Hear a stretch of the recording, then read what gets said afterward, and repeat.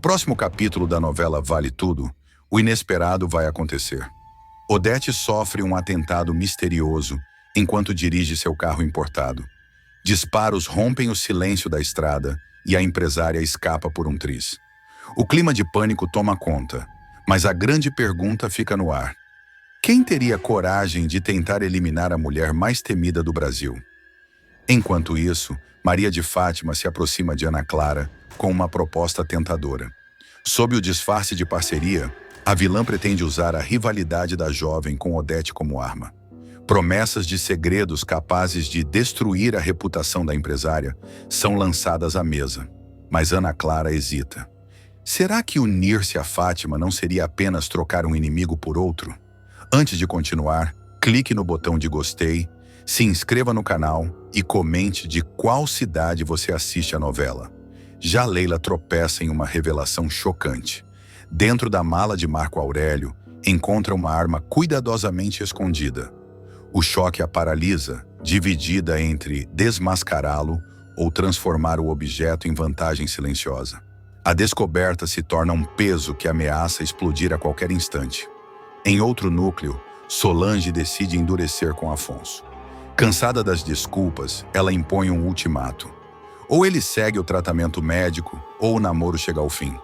O amor se mistura à firmeza, deixando Afonso em conflito entre a raiva, o medo e a culpa.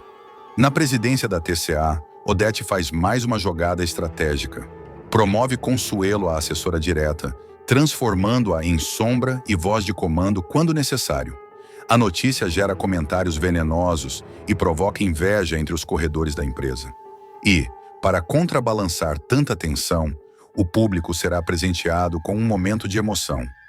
Vasco e Lucimar celebram seu casamento em uma cerimônia simples, mas marcante. Durante a festa, um detalhe curioso surge. Freitas e Eugênio descobrem afinidades improváveis, selando uma amizade que promete render novas histórias. César e Maria de Fátima vão se reencontrar e, contra todas as expectativas, se reconciliar. A cena promete ser um dos pontos altos da novela, carregada de emoção, ressentimento, desejo e o peso de todas as escolhas feitas ao longo da trama. A reconciliação será marcada por um encontro à beira-mar, cenário simbólico que traz tanto a leveza das ondas quanto a turbulência de sentimentos que ainda ardem entre os dois. Desde que se envolveu com Odete Roitman, César não quis mais saber de Fátima. Encantado pelo poder, pelo dinheiro e pelo prestígio que a bilionária oferecia, ele acabou se casando com ela, deixando a ex-amante no esquecimento. Ao longo desse período, não apenas resistiu a todas as investidas da jovem, como também rejeitou o filho que ela espera dele. Mais cruel do que isso, César nunca escondeu sua insatisfação com a gravidez. Repetiu várias vezes que não estava preparado para ser pai e deixou claro que jamais aprovou a ideia de dividir sua vida com Maria de Fátima e um bebê.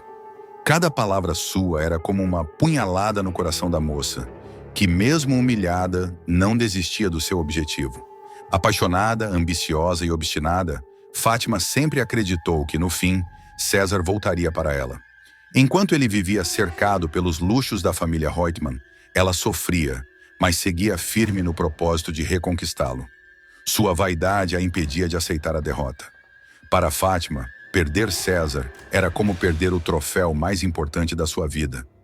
O símbolo da vitória contra todos que um dia a desprezaram. O público verá a personagem arquitetando planos, manipulando situações e aproveitando cada brecha para se aproximar novamente de César, mesmo quando parecia que ele já havia se blindado totalmente contra qualquer influência dela. E o inesperado acontece.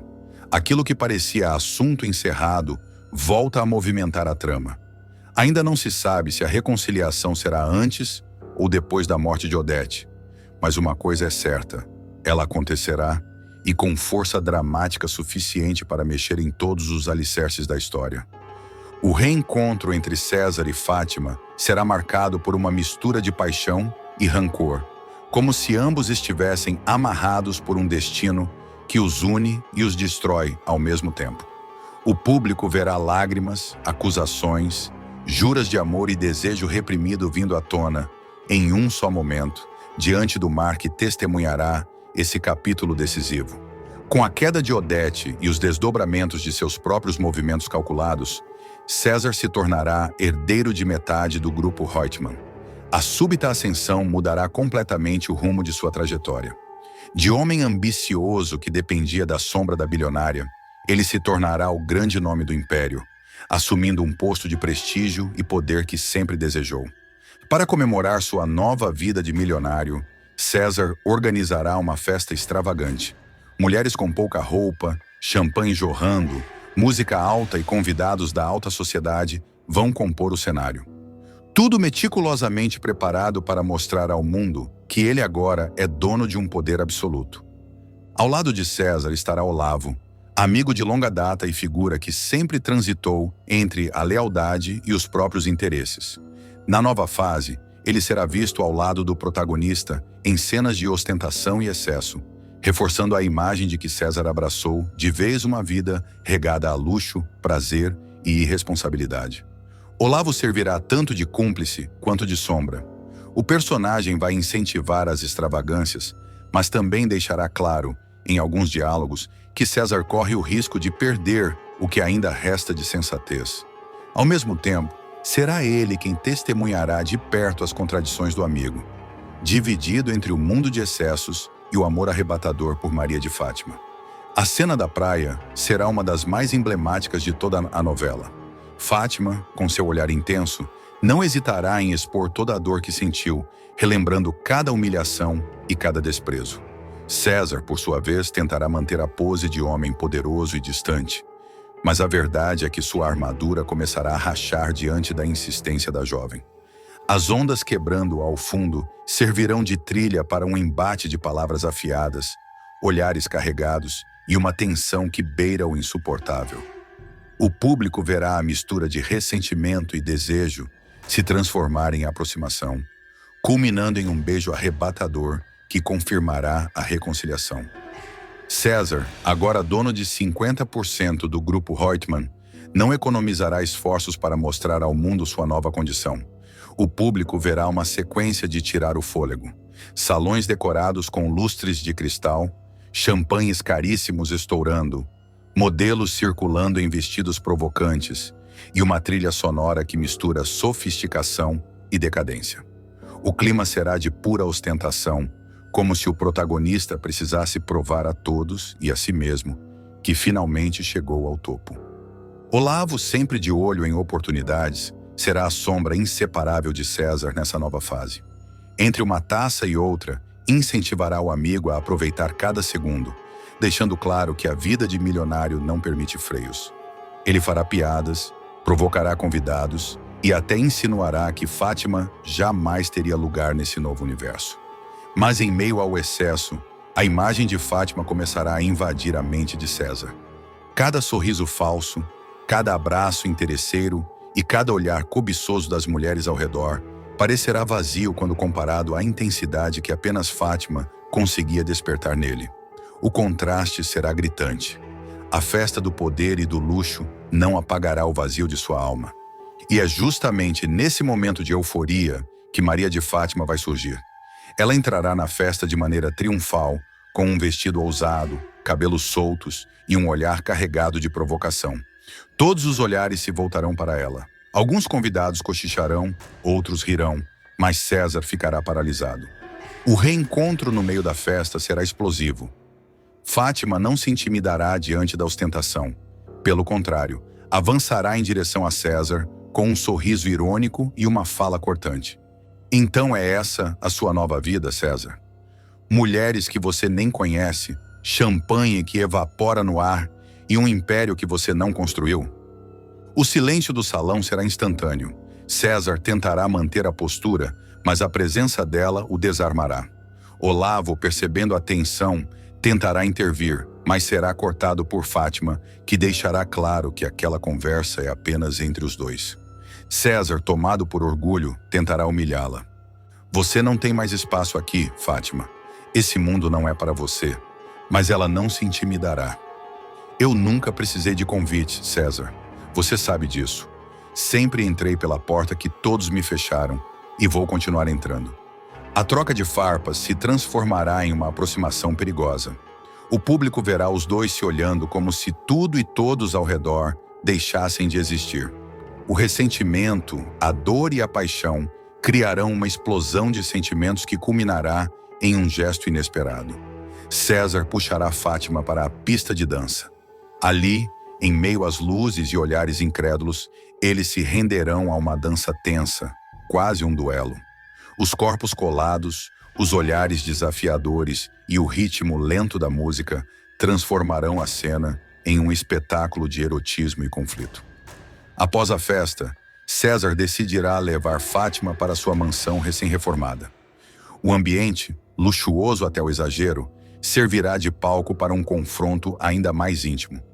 Longe dos olhares curiosos, eles finalmente se permitirão dizer tudo o que estava engasgado. Fátima desabafará entre lágrimas e ironias. Você me rejeitou, rejeitou o nosso filho, me fez sentir como se eu fosse nada. Mas mesmo assim, eu nunca consegui parar de te amar. César, dividido entre a culpa e o orgulho, retrucará. Eu tentei te esquecer, tentei te apagar da minha vida. Mas quanto mais eu fugia, mais você voltava. O embate verbal se transformará em uma entrega física arrebatadora. A reconciliação será marcada por um momento de paixão intensa, quase desesperada, como se ambos soubessem que estavam se jogando em um abismo sem volta. De qualquer forma, o fantasma de Odete se fará presente, seja nas lembranças, seja nas ameaças deixadas para trás. Nada entre César e Fátima será simples, pois o peso do nome Reutemann continuará interferindo no destino do casal. O reencontro de César e Fátima, que começa na praia, explode na festa e culmina na mansão, será o ponto de virada da trama. O casal que parecia enterrado renasce, agora cercado por ainda mais poder, mais inimigos e mais desejos incontroláveis.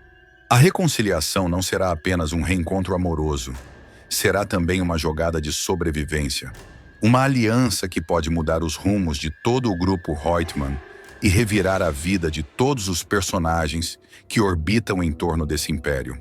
Cansada das chantagens, Odete atira em Ana Clara e joga a arma no rio para não ser descoberta.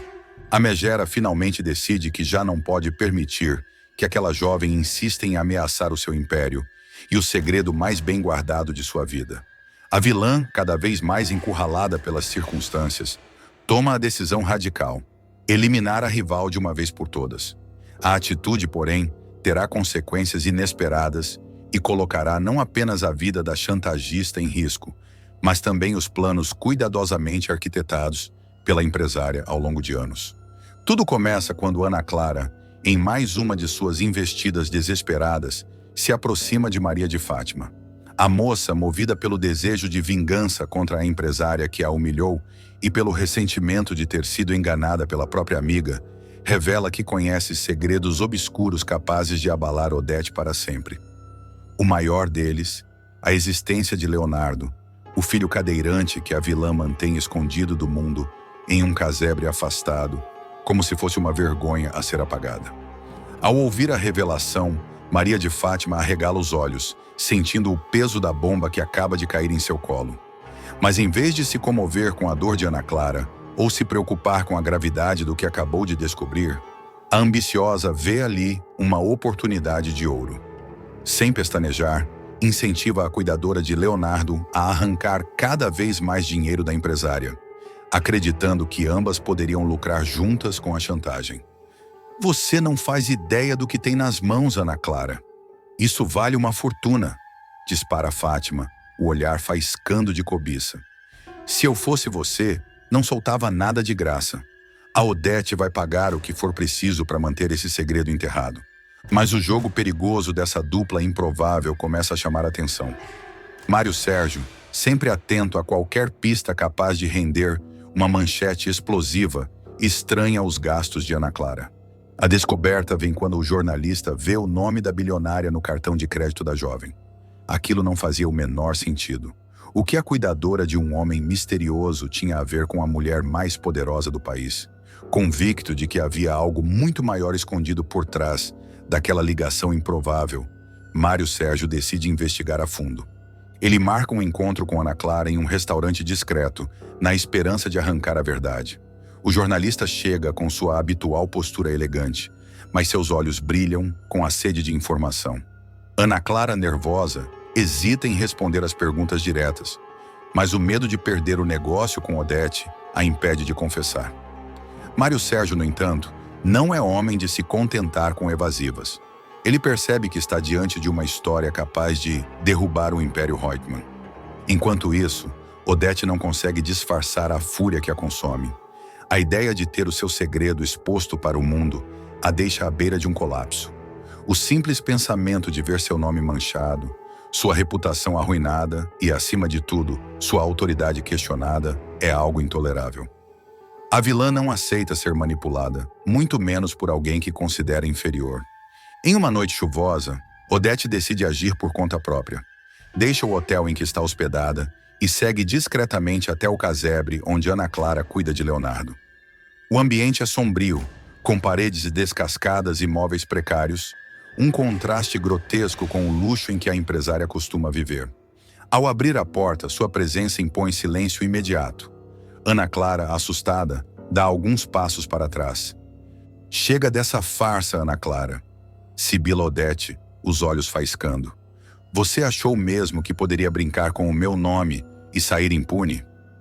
Ana Clara tenta argumentar, ainda acreditando que pode arrancar mais dinheiro. Eu só quero o que é meu por direito. Você não tem ideia do quanto sofri ao esconder esse segredo. Agora é a sua vez de pagar por todos esses anos. Mas a paciência de Odete chegou ao fim. Com um movimento rápido, a vilã saca uma arma que trazia escondida em sua bolsa. O momento é tenso, carregado de suspense. Leonardo, preso à cadeira de rodas, observa a cena com pavor. Ele tenta gritar, tenta se mover, mas está impotente diante do que está prestes a acontecer. Você não entende, garota, diz Odete com voz gélida. O meu império não será destruído por uma insignificante como você. Um disparo ecoa pelo casebre, abafado pelo som da chuva que cai lá fora. Ana Clara cambaleia, leva as mãos ao peito e cai agonizando no chão. Leonardo solta um grito desesperado, mas nada pode fazer além de assistir à cena brutal. Odete, sem se abalar, observa a vítima por alguns segundos, como se conferisse o resultado de um negócio. Com a frieza que lhe é característica, ela decide que não pode deixar rastros. Segura a arma com firmeza, sai do casebre e caminha até a beira de um rio próximo. Com um gesto calculado, joga o revólver nas águas turvas, apagando qualquer prova contra si. De volta ao hotel, a empresária retoma sua rotina como se nada tivesse acontecido. Olha-se no espelho, retoca a maquiagem e sorri. Para ela, aquele era apenas mais um obstáculo eliminado no caminho de sua glória. Mas a história não termina aí. Ana Clara, mesmo entre a vida e a morte, ainda pode resistir. Seu destino permanece em aberto. A jovem tem chances de sobreviver e, caso consiga, poderá finalmente expor ao mundo o segredo mais obscuro de Odete. E a vilã não pretende parar por aí. Convencida de que precisa eliminar qualquer ameaça ao seu reinado, Odete volta seus olhos para Mário Sérgio. O jornalista, cada vez mais próximo da verdade, se torna um alvo em potencial. E se depender dela, o próximo a ser silenciado será ele. A tensão aumenta e o público se vê diante de um dilema angustiante. Será que Ana Clara resistirá para revelar tudo? Ou será tarde demais? E quanto a Mário Sérgio, terá ele o mesmo destino ou conseguirá escapar da fúria da mulher mais temida do Brasil? Enquanto Ana Clara agoniza no chão do casebre, Leonardo, em prantos, tenta alcançar a jovem, mesmo limitado pela cadeira de rodas. Ele chora, balbucia palavras de socorro, mas a noite chuvosa abafa seus gritos. O corpo frágil da moça pulsa entre a vida e a morte, e a câmera se fixa em suas mãos sujas de sangue, agarrando a barra da cadeira de Leonardo como se buscasse forças para não partir. Do lado de fora, a tempestade ganha contornos quase simbólicos. As águas do rio, agitadas, engolem a arma lançada por Odete como cúmplices silenciosas de um crime brutal. A empresária, ao entrar no carro, respira fundo e murmura para si mesma: que isso nunca venha à tona. No entanto, Algo a corrói. Pela primeira vez, Odete não consegue afastar a imagem de Leonardo em prantos, testemunha impotente do crime. Ela sabe que o filho guarda em silêncio rancores profundos contra a mãe e teme que, no limite, ele possa se tornar a sua ruína. Enquanto isso, Mário Sérgio acelera sua investigação. O jornalista consegue rastrear o endereço do casebre e planeja uma visita discreta. Ele não imagina que chegará ao local em um dos momentos mais cruciais. Ao abrir a porta, encontra o chão marcado de sangue fresco e Leonardo em estado de choque. A cena o deixa atônito. Meu Deus! O que aconteceu aqui? Quem fez isso com ela? Leonardo, ainda transtornado, tenta articular palavras. Sua voz sai fraca, mas carregada de dor. Foi minha mãe. Essas 3 palavras ecoam na mente do jornalista como dinamite prestes a explodir. Mário Sérgio percebe que tem em mãos a prova definitiva de uma história capaz de derrubar Odete Roitman. Mas o tempo corre contra ele. Ana Clara ainda respira, frágil, os olhos semiabertos, murmurando frases desconexas que confirmam as acusações. Ele a segura nos braços e promete: aguenta firme, Ana Clara. Você ainda vai contar tudo. De volta ao hotel, Odete é surpreendida com a visita inesperada de Maria de Fátima. A jovem vilã, ignorando o que aconteceu, cobra participação nos ganhos e ameaça revelar o segredo caso seja deixada de lado. Odete a encara com desprezo, mas por dentro se desespera. O cerco está se fechando. Ana Clara pode sobreviver. Leonardo já falou demais e agora Fátima exige mais do que merece. A empresária percebe que está cercada por inimigos dentro do próprio tabuleiro que ela mesma criou. O jogo, antes controlado por suas mãos de ferro, começa a desmoronar em uma espiral de consequências. A tensão atinge o auge. Ana Clara entre a vida e a morte no hospital. Mário Sérgio prestes a publicar a matéria que pode implodir o Império Reutemann. E Maria de Fátima decidida a usar o segredo como arma para subir de vez na sociedade. Odete, por sua vez, se verá obrigada a tomar medidas ainda mais extremas para silenciar seus inimigos, mesmo que isso signifique mergulhar em um caminho sem volta. A relação entre Maria de Fátima e Raquel vai ganhar novos contornos. A vilã, sempre disposta a jogar baixo, verá no drama familiar uma nova oportunidade de manipular o público e se promover. Determinada a mudar a narrativa sobre sua vida, a interesseira gravará um vídeo emocionado, produzido com a ajuda de Ana Clara, que cuidará de toda a iluminação, cenário e edição. Fátima aparecerá com lágrimas nos olhos, segurando uma imagem do ultrassom do bebê, e implorará o perdão da mãe diante das câmeras. Eu errei muito, mãe, mas eu sou humana e eu preciso de você nesse momento, dirá entre soluços calculados. A gravação, carregada de encenação, será publicada nas redes sociais de Fátima e rapidamente viralizará. Sites de fofoca, perfis de celebridades e até programas de TV repercutirão o apelo dramático. Nos bastidores, Ana Clara comemorará. Isso vai comover até pedra, Fátima. Você vai sair por cima. E a megera, com um sorriso frio, apenas completará: quem mexe com emoção nunca perde. O impacto será imediato.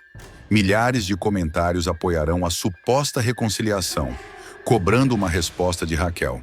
A pressão será tamanha que até Bartolomeu, preocupado com a imagem pública da empresária: você precisa se posicionar. O silêncio pode ser interpretado como frieza, e isso não é bom para seus negócios, dirá ele. A equipe da Tomorrow, que gerencia a imagem de Raquel e o marketing da Paladar, também se manifestará. Raquel, você precisa mostrar equilíbrio. Não pode deixar que Fátima dite a narrativa. Pressionada, Raquel cederá. Em um cenário mais sóbrio, ela gravará sua mensagem. Com postura firme, mas visivelmente abalada, dirá que ainda não está pronta para perdoar. Perdão é um processo. Não se força, não se encena. Se um dia acontecer, será de coração, não por pressão das redes sociais, já afirmará. A fala, embora equilibrada, deixará transparecer a dor que ela ainda carrega pelas humilhações da filha.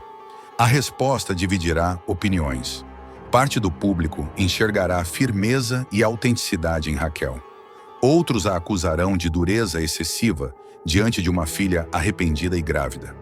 A novela da vida real se instalará diante de todos, e Fátima se aproveitará disso. Num novo vídeo, a vilã exibirá os batimentos cardíacos do bebê durante uma consulta médica. Esse é o coraçãozinho do meu filho, do neto da Raquel.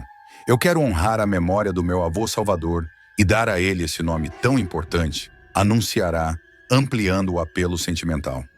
A estratégia funcionará. Mais uma onda de comoção tomará conta da internet. Raquel, envergonhada e constrangida, será obrigada a lidar com perguntas de jornalistas e repórteres que surgirão até mesmo na porta da Paladar. Você vai conhecer o neto? Pretende dar apoio à filha nesse momento? Questionarão, pressionando a empresária em plena saída da fábrica. Nos bastidores, Fátima seguirá manipulando todos ao seu redor. Com Ana Clara, trará à tona uma nova estratégia. Enquanto eu limpo minha imagem com o público, você arranca cada centavo da Odete. Essa velha pode até achar que manda em mim, mas é ela quem vai bancar o nosso jogo, dirá com frieza. Ana Clara, fascinada pela audácia da amiga, aplaudirá a ideia. Odete, por sua vez, não ficará nada satisfeita com o rumo dos acontecimentos. A empresária já terá ordenado que Fátima cortasse relações com Ana Clara, considerando-a uma péssima influência. Mas ao ver usar a maternidade como trunfo, ficará dividida. De um lado, irritada com a desobediência. Do outro, impressionada com a eficiência do golpe emocional. Tem o mesmo instinto que eu sempre admirei, comentará Odete para si mesma, com um misto de orgulho e repulsa. Enquanto isso, Raquel viverá um dilema íntimo. Mesmo magoada, não conseguirá esconder a emoção ao ouvir os batimentos do neto.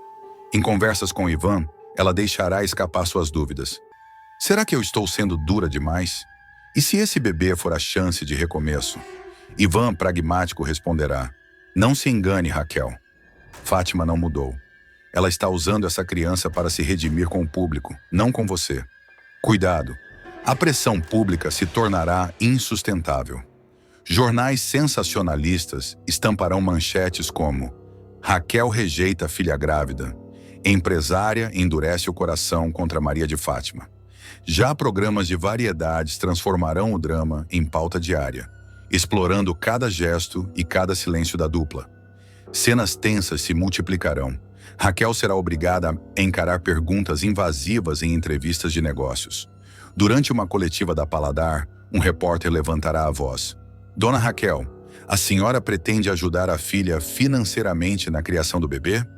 Ela, visivelmente incomodada, encerrará a entrevista abruptamente, deixando o ambiente constrangedor. Já Fátima, em sua mansão financiada às custas de Odete e manipulada por Ana Clara, celebrará cada manchete como uma vitória. Enquanto ela foge das câmeras, eu as abraço.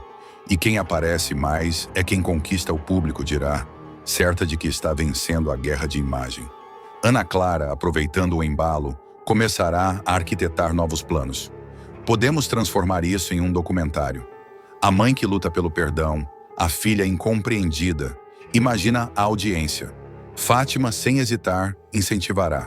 Faça. O importante é que o público chore por mim. O cinismo da vilã chegará ao auge quando, em um encontro armado, ela tentará constranger Raquel diante da imprensa. Com fotógrafos escondidos, Fátima aparecerá de surpresa na Paladar com um presente para a mãe. Um pequeno sapatinho de bebê, cor-de-rosa. É para o seu neto, mãe. Ele também merece o seu carinho, dirá, fingindo emoção. Raquel, atônita, será pega de surpresa enquanto flashes e câmeras captam cada segundo. O episódio do sapatinho de bebê se transformará em um escândalo midiático.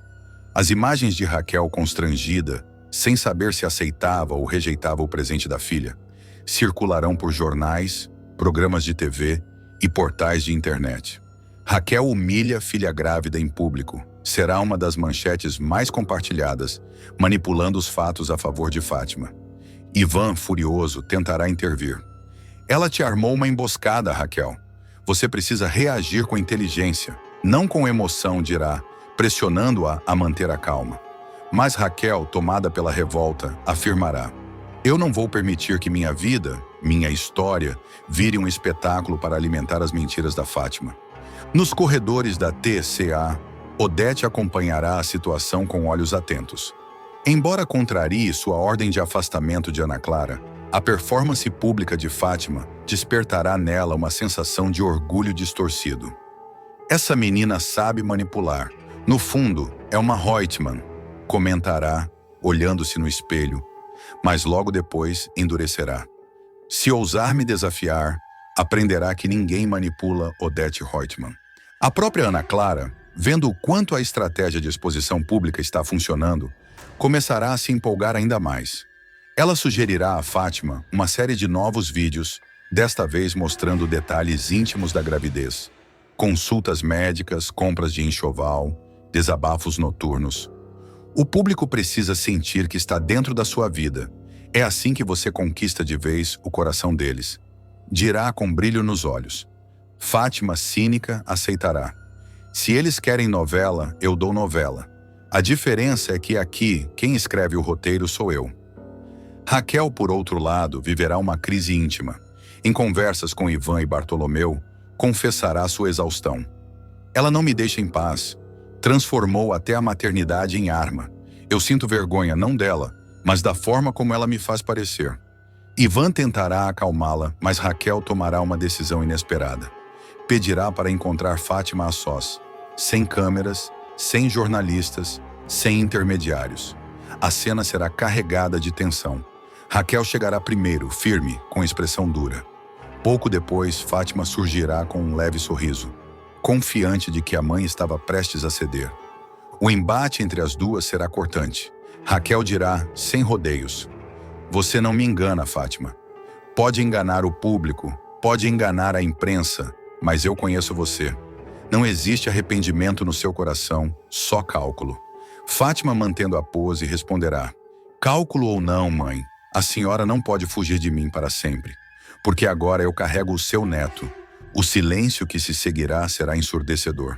Raquel tremerá por dentro, mas se recusará a deixar transparecer. "Se você acha que vai me dobrar com isso, está enganada. Um neto não apaga as maldades que você fez." Disparará. Fátima, então, se aproximará, quase sussurrando. Mas pode ser o começo de uma nova história. E o público já escolheu o lado deles. O meu. Mário Sérgio é assassinado ao descobrir segredos sobre Leonardo. Mário Sérgio e Ana Clara estarão no centro de um dos momentos mais explosivos e cruéis. O executivo, sempre sagaz e ousado, mexerá onde não deve e acabará pagando o preço máximo.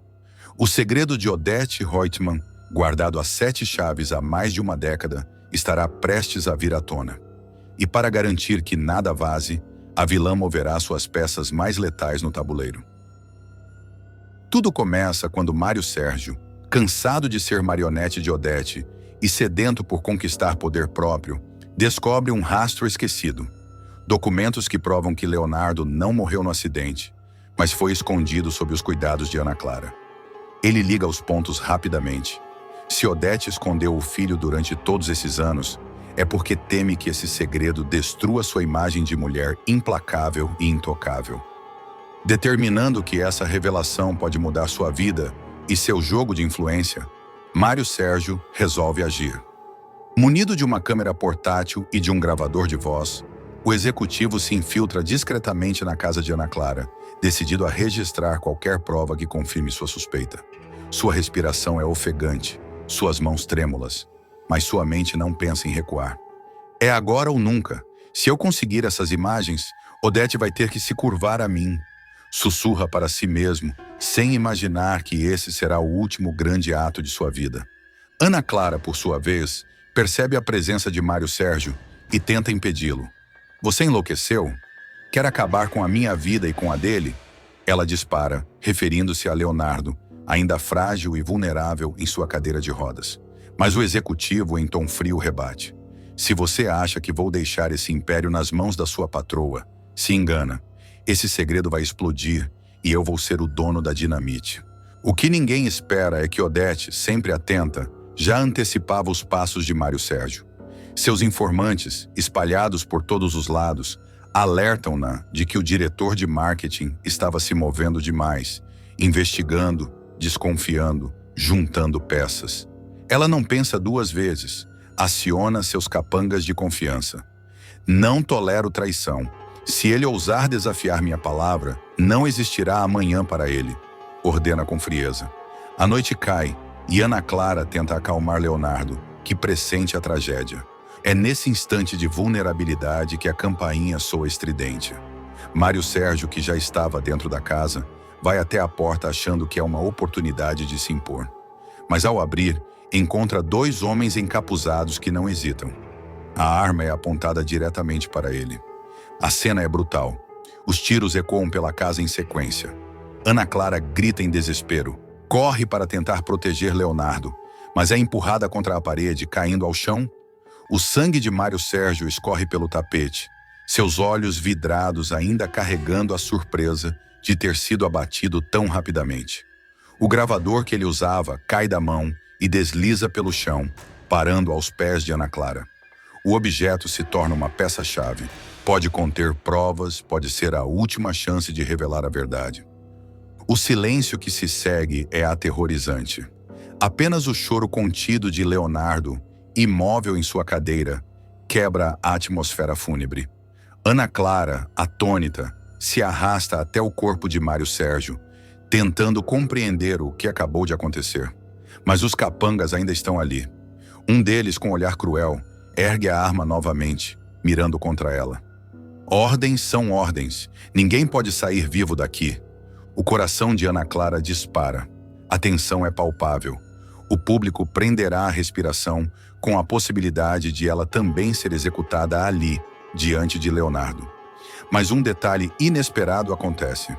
O som de uma sirene distante, cada vez mais próxima. Os assassinos se entreolham, hesitam por um instante e decidem fugir, deixando Ana Clara viva. Por pouco. Quando a polícia chega, já é tarde demais. O corpo de Mário Sérgio jaz no chão e Ana Clara está em estado de choque, incapaz de falar. Leonardo, traumatizado, apenas murmura. A tragédia está feita e o segredo de Odete continua protegido, ao menos por enquanto. O assassinato de Mário Sérgio cai como uma bomba no meio da trama. Maria de Fátima entra em pânico ao receber a notícia. Ela, que havia se aliado a Ana Clara recentemente, vê sua vida correr perigo. A próxima pessoa que ela vai matar sou eu, grita, tomada por um medo visceral. A jovem sabe que sua aproximação de Ana Clara pode ter assinado sua própria sentença. Enquanto isso, Odete mantém sua máscara intacta.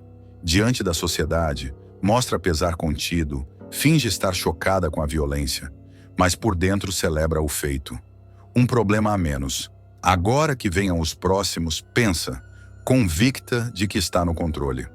Porém, o fio da meada se complica, pois rumores começam a circular. Alguns acreditam que Mário Sérgio foi vítima de um assalto, outros desconfiam de vingança corporativa. Poucos ousam dizer em voz alta o que muitos já intuem.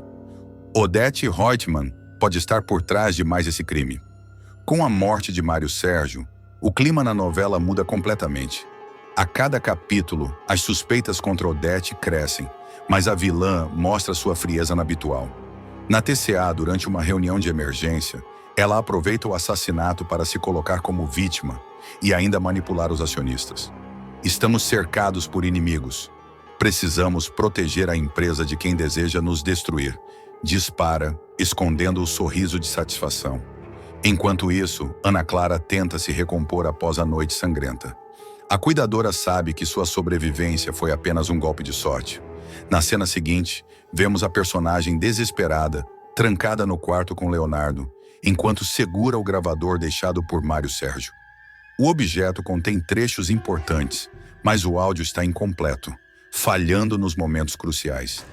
É a nossa única chance, mas se Odete descobrir que isso está comigo, ela não vai descansar até acabar com a gente.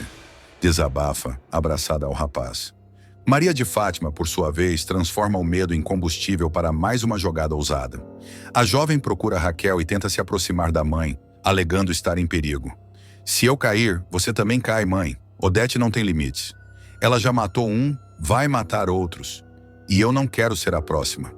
Raquel, ainda magoada, hesita em acreditar, mas percebe que há algo verdadeiro no pânico da filha.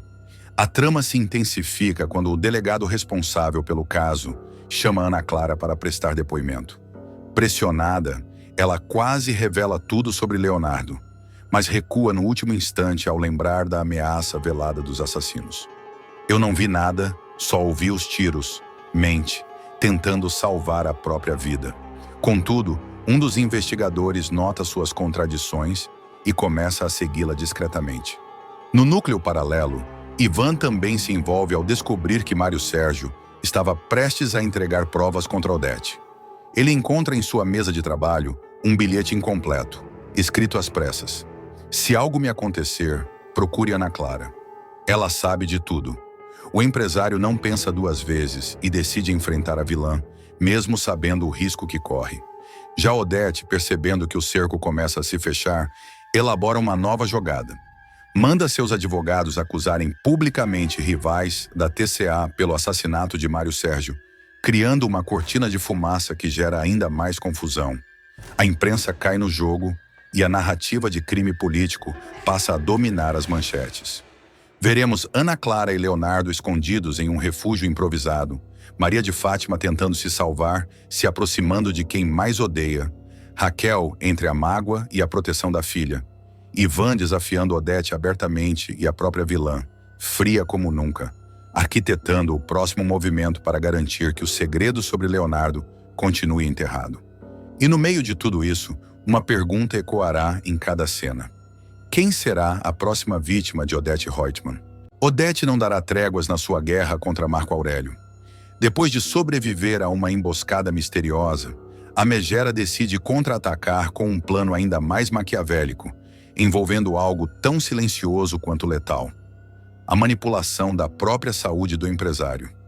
A vilã passará a observar cada passo do rival, aguardando a oportunidade perfeita de golpeá-lo onde ele menos espera.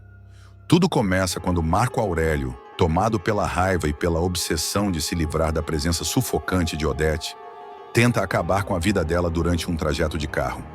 Ele acelera bruscamente, provoca um quase acidente e abandona a cena. A polícia é chamada, mas, astuta, Odete inventa uma versão convincente. Afirma que foi vítima de uma tentativa de assalto, um ato criminoso comum em estradas isoladas. Mesmo assim, em seu íntimo, tem plena certeza de que o verdadeiro mandante da sua quase morte foi Marco Aurélio. A partir daí, jura vingança com sangue nos olhos. A oportunidade surge dias depois, quando Odete observa o empresário tomando diariamente seus comprimidos controlados. Ali, a vilã enxerga a chance de derrubá-lo sem deixar rastros. Ela contrata um químico de confiança, um homem de passado nebuloso e sem escrúpulos, que aceita adulterar os comprimidos em troca de uma quantia vultosa. A promessa de impunidade dá a Odete a falsa sensação de que, desta vez, seu plano será perfeito. No entanto, o destino reserva uma reviravolta cruel. Antes que Marco Aurélio consuma o medicamento adulterado, é César quem, reclamando de uma forte dor de cabeça, decide tomar um dos comprimidos que estavam sobre a mesa. Ao perceber o gesto do marido, Odete é tomada por um desespero silencioso. Seus olhos se arregalam, mas ela não pode demonstrar reação imediata, sob risco de levantar suspeitas. César engole o remédio e, minutos depois, começa a sentir calafrios, sudorese intensa e uma dor lancinante no estômago. A cena é desesperadora. O empresário cambaleia, derruba uma taça de vinho, leva as mãos ao peito e cai no sofá, arfando. "O que está acontecendo comigo, Odete?" pergunta César, entre gemidos de dor, sem imaginar que está sendo vítima do próprio veneno que a esposa preparou para outro. Odete, fria por fora e apavorada por dentro, tenta controlar a situação. Ela improvisa, liga para o médico da família, simula preocupação extrema e afirma que o marido está passando mal subitamente. O médico chega às pressas, mas já encontra César em estado crítico, quase sem conseguir falar. Durante os exames, algo não bate. O especialista alerta que os sintomas não correspondem a uma simples crise de enxaqueca ou estresse.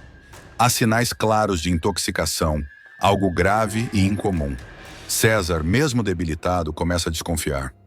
"Isso não pode ser coincidência, Odete." Alguém mexeu nos meus remédios. A vilã, mantendo o papel de esposa aflita, nega veementemente. Ela insiste que talvez o marido tenha confundido frascos ou tomado algo vencido.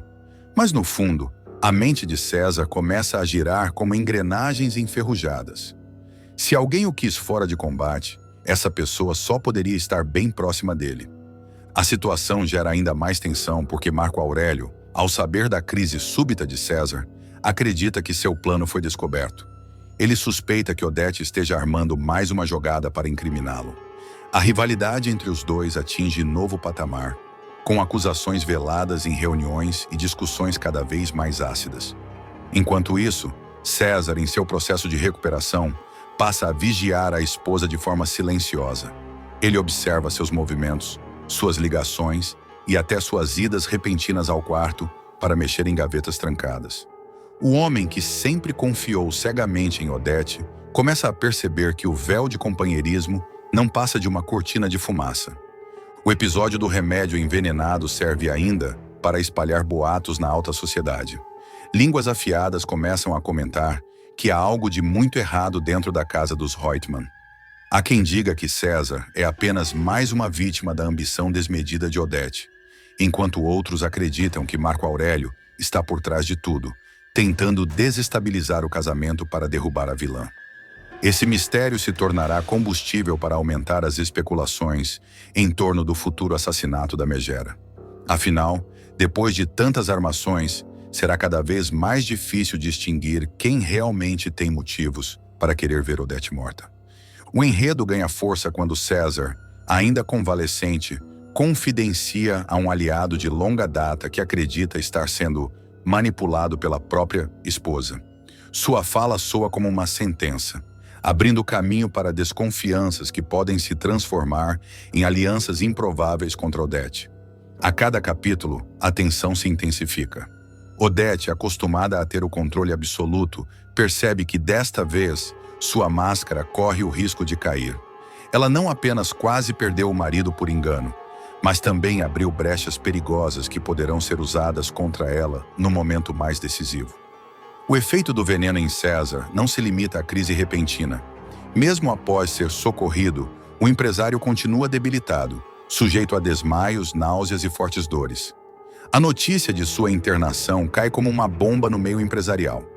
Odete, sempre estratégica, transforma a tragédia em oportunidade.